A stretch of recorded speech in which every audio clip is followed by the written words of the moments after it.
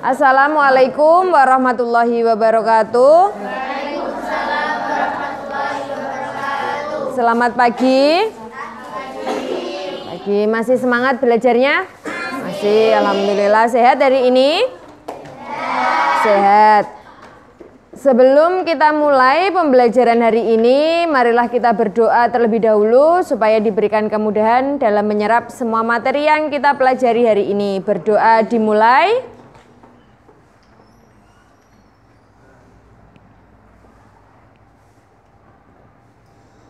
Selesai.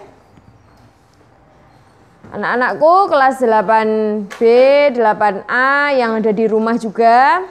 Kemarin atau minggu yang lalu kita mempelajari materi bahasa Indonesia mengenai teks eksposisi. Kalau masih ingat apa itu teks eksposisi? Sebuah teks yang memaparkan, menjelaskan sejelas-jelasnya disertai dengan apa? Loh, kok permasalahan? Disertai dengan data, terus apa lagi? Gambar, grafik, apa lagi? Statistik, angka-angka ya. Jadi disertai dengan bukti-bukti yang memperjelas suatu permasalahan yang dijelaskan atau dipaparkan. Itu namanya teks eksposisi. Namanya expose itu adalah menjelaskan atau memaparkan. Expose ya. Eksposisi berarti teks yang memaparkan atau menjelaskan permasalahan sejelas-jelasnya yang disertai dengan bukti-bukti angka, grafik, diagram, data-data, statistik ya. Ada ilustrasi juga, itu namanya teks eksposisi. Sekarang jenis teks eksposisi dibagi menjadi 7 yang sudah Bu Fia tulis di papan, di bukunya juga ada halaman 41. Yang di rumah juga silahkan dibuka bukunya. Halaman 41, eksposisi pertama ya, jenisnya adalah eksposisi definisi. Eksposisi definisi ini memaparkan pengertian sesuatu dengan memfokuskan pada karakteristiknya. Di sini kamu garis bawahi memaparkan pengertian. Berarti yang dijelaskan atau yang dipaparkan adalah pengertian. Pengertian itu adalah sebuah teori ya. Misalkan di sini ya, ini memaparkan tentang brokoli. Brokoli adalah kalau kita lihat contohnya, brokoli adalah tanaman sayuran yang termasuk dalam suku kubis-kubisan atau Brassicaceae. Ya, jadi di sini definisi dari apa yang dijelaskan atau yang dipaparkan? Definisinya apa? Definisi dari brokoli. Kalau kita lihat jenisnya teks eksposisi definisi ini mirip dengan apa? Teks kok narasi berupa fiksi loh ya. Kelas 7 saya suruh untuk membawa buah-buahan. Oh, buah-buahan tidaklah dulu kelas 7 apa? Ikan ya, binatang ya. Nah, itu masuk dalam jenis apa? Teks apa itu? Kok so prosedur, boten? Prosedur itu langkah-langkah. Ayo masih ingat yang di rumah teks apa namanya? LHO, laporan hasil observasi. Masih ingat ada teks LHO? Masih. Jadi kita mengamati dulu, setelah itu kita tuangkan dalam bentuk tulisan yang menjabarkan apa sih yang kita amati, bagaimana ciri-cirinya. Nah, ini hampir mirip dengan teks LHO. Ini salah satu jenis teks eksposisi definisi ya, yang ditandai namanya definisi, itu kata yang menandai bahwa ini adalah kalimat definisi. Kata apa? Di dalam kalimat ini ada satu kata ya, kalimat pertama yang dicetak tebal itu di bukumu, ada satu kata yang menandai bahwa ini adalah kalimat definisi. Kata apa? Adalah. Selain adalah, merupakan. Ya itu ya. Yaitu, ialah, adalah, merupakan, itu salah satu atau beberapa jenis kata yang menandai bahwa itu adalah kalimat definisi. Itu ya. Terus ini dijelaskan lagi brokoli itu berasal dari mana, terus masuk ke Indonesia itu tahun berapa, ada lagi brokoli ini mengandung apa, mengandung atau zat-zat atau vitamin apa yang baik untuk tubuh. Ini dijelaskan semuanya, namanya eksposisi definisi ya. Jadi ini mirip seperti teks LHO. Sudah pernahkah kalian menulis sebuah teks eksposisi definisi? Sudah ya. Sama halnya kalian menulis teks LHO, kalian juga sudah menulis teks eksposisi definisi ya. Sama, ini sama jenisnya. Nanti di berita juga sama, kita sudah mengenal namanya teks berita ya. Jadi eksposisi itu jenisnya banyak, salah satunya ada berita, ada LHO, itu masuk dalam teks eksposisi, tapi di bahasa Indonesia dipelajari sendiri-sendiri. Ini hanya menjelaskan jenis-jenisnya saja gitu ya. Yang kedua, dilanjut. Teks eksposisi berita berarti yang menjelaskan suatu peristiwa atau kejadian. Dijelaskan sejelas-jelasnya menggunakan unsur berita ada berapa? 6. Apa saja? 5W1H ya. Apa, di mana, kapan, siapa, mengapa, bagaimana. Atau biasa kita sebut dengan sebutan adik Simba. Itu ya supaya kalian taunya 5W1H. W-nya apa? What itu apa ya artinya? Tidak tahu ya. Apa artinya? Apa ya artinya apa? Lalu bagaimana? Bagaimana itu apa? How ya. Hanya itu how itu bagaimana. Why? Mengapa. Kalau where apa? Di mana. When? Kapan. Bingung kalau bahasa Inggris ya. Makanya kita biasa aja nyebutnya adik Simba. A-nya itu apa? D-nya itu di mana? K-nya kapan? Siapa? M-nya mengapa? B-nya bagaimana. Kita sebut sebagai adik Simba. Jadi teks eksposisi berita ini memaparkan atau menjelaskan semua kejadian ya, dari mulai siapa yang terlibat sampai bagaimana peristiwa itu terjadi, itu disebut sebagai eksposisi berita. Sudah pernah menulis berita? Sudah. Ada materi berita? Berita materi keberapa? Pertama ya. Sudah pernah menulis berita? Sudah. Belum. Sudah pernah membaca teks berita? Sudah. Jadi apakah di dalam berita itu kejadiannya benar-benar ada? Iya. Apakah benar-benar ada? Ada. Waktunya ya itu, kejadiannya itu di tempatnya juga sama dengan peristiwa asli ya. Kalau tidak ada peristiwa asli, berita tidak bisa dibuat ya, begitu. Kalau misalkan, Bu saya mau mengada-ngada Bu beritanya, tidak boleh. Karena sekarang sering kali kita menjumpai berita-berita yang hoax ya. Berita hoax itu berita yang bohong atau tidak, kebenarannya itu tidak bisa dipertanggungjawabkan. Apakah benar atau tidak. Nah, semua orang sekarang itu inginnya menjadikan dirinya itu viral gitu ya. Viral itu dikenal oleh banyak orang, secara tiba-tiba ya mereka membuat berita-berita yang bohong ya. Sekarang banyak seperti itu. Makanya kita harus bisa-bisa menyaring berita, atau kita harus bisa mengkontrol diri kita supaya tidak terpengaruh atau ikut-ikutan membuat berita yang bohong. Oke, lanjut. Tadi eksposisi berita berarti menjelaskan semua kejadian atau peristiwa yang terjadi. Kalau berita itu biasanya peristiwanya sudah lampau atau baru-baru terjadi? Baru-baru terjadi, atau yang disebut dengan apa namanya dalam berita? Hot. Ya, hot news itu berarti berita yang baru terjadi ya. Baru terjadi, berita-berita yang masih hangat, bukan panas, maksudnya bukan panas, tapi masih hangat itu ya masih, kalau misalkan kita makan gorengan ya baru jadi itu loh ya, baru diangkat dari penggorengan. Nah itu namanya berita yang hangat, baru-baru terjadi. Dan beritanya harus menarik, itu kalau kita mau buat berita. Menarik itu bagaimana ya, sekiranya berita itu bisa dikenal, orang yang terlibat dalam berita itu dikenal oleh masyarakat secara keseluruhan ya.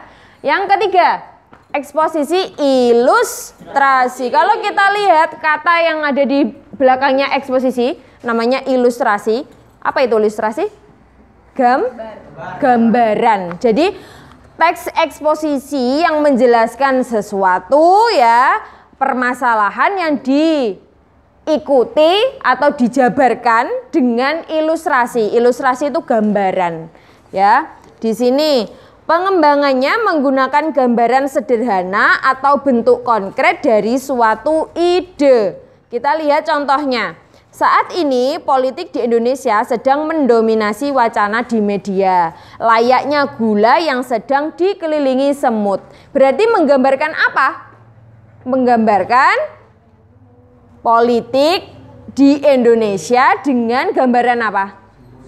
Dengan gambaran layaknya gula yang sedang dikerumuni oleh semut atau dikelilingi oleh semut, sedang ramai dibicarakan. Jadi eksposisi ilustrasi itu ya menjelaskan suatu permasalahan dengan memberikan gambaran, sekiranya teks ini bisa menarik, itu kita berikan gambaran atau ide-ide seperti apa. Nah, ini dimasukkan dalam teks eksposisi ilustrasi. Gambarannya ya, ini digambarkan politik Indonesia itu seperti gula yang sedang dikelilingi oleh semut. Oke.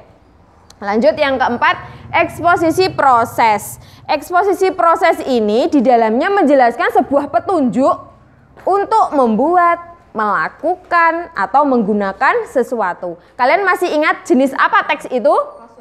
Teks prosedur. Itu kelas 7 ya. Cara membuat mie goreng, cara menari saman, cara menari piring dan sebagainya.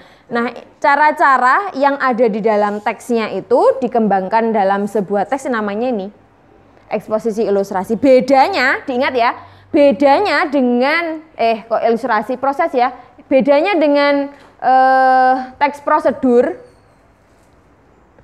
Kalau teks prosedur kan ini langkah-langkahnya ditulis dengan angka 1, 2, 3 dan selanjutnya ya.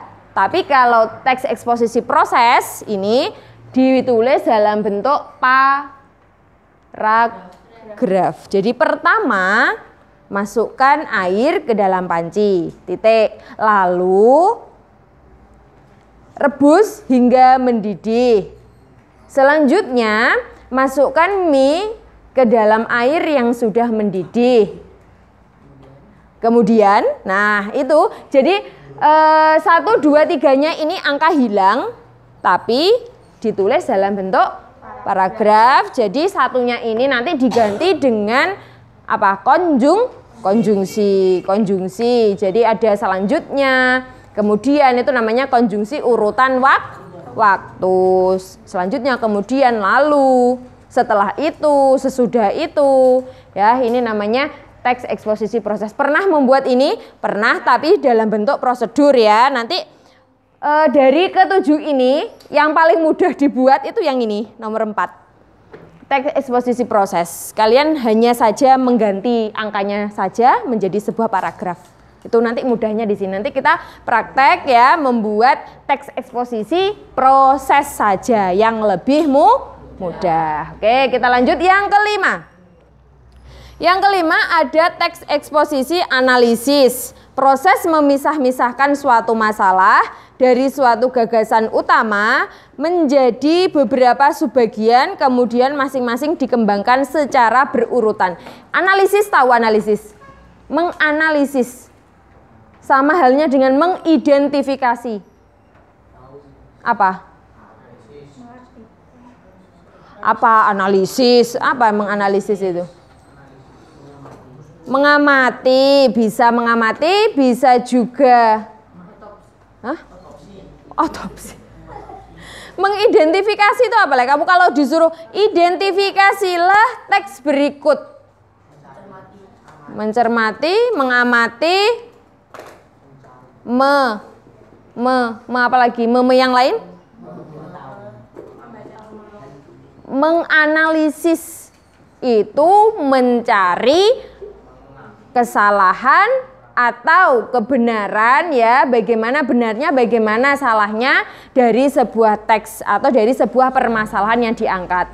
Yaitu namanya menganalisis, mengidentifikasi. Apa ya kata lainnya itu mengoreksi itu loh ya, kata lainnya menganalisis itu mengoreksi. Itu namanya menganalisis ya.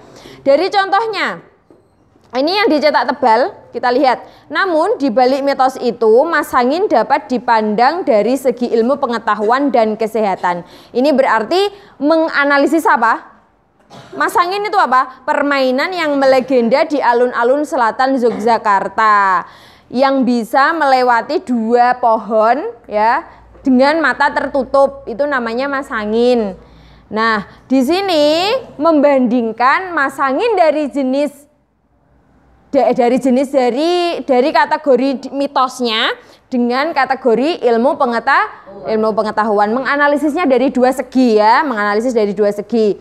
Kalau di mitos itu tadi paragraf yang di atas, yang di sini dari ilmu pengetahuan dapat dikemukakan bahwa peristiwa berbeloknya arah pemain diakibatkan karena kecepatan arah angin. Sedangkan dari segi kesehatan karena adanya potensi vertigo pada setiap orang. Jadi kan di sini disebutkan konon kalau bisa melintas ya hanyalah orang yang memiliki kebersihan hati. Jika hati bersih maka pemain akan mulus melintasi 2 pohon tanpa hambatan. Begitu juga sebaliknya, jika hati tidak bersih maka pemain akan berputar-putar atau miring ke kanan dan ke kiri beringin. Jadi ada 2 pohon beringin yang bisa kita lewati dengan mata tertutup. Mitos itu apa lah? Mitos sesuatu kepercayaan atau keyakinan masyarakat ya, tapi belum benar-benar terjadi atau masih diragukan kebenarannya gitu ya. Itu mitos. Nah, dalam segi mitos kalau orang punya kebersihan hati bisa melewati beringin dengan mata tertutup. Kalau tidak hanya berputar-putar atau miring. Jadi misalnya beringinnya di sini ya, dua ini tiang ini. Ternyata orangnya jalannya ke sana. Nah, itu kalau dikaji dalam ilmu pengetahuan, dianalisis lagi dalam ilmu pengetahuan, alasannya apa? Yang pertama karena kecepatan angin. Jadi orangnya itu ikut berbelok. Lalu yang kedua, orangnya itu mengidap penyakit vertigo. Vertigo itu apa? Sakit kepala yang berputar-putar itu loh ya. Kalau ditutup matanya itu orangnya berputar-putar, mau jatuh. Itu namanya vertigo. Jadi dianalisis satu hal, apa yang dianalisis di sini? Yang dianalisis adalah permainan masangin, dianalisis dari segi mitosnya dan dari segi ilmu pengetahuan. Oke, lanjut. Yang keenam adalah eksposisi klasifikasi. Klasifikasi di sini adalah permasalahan yang diungkapkan dalam teks itu dikelompokkan. Klasifikasi itu pengelompokan ya. Mengklasifikasikan berarti mengelompokkan.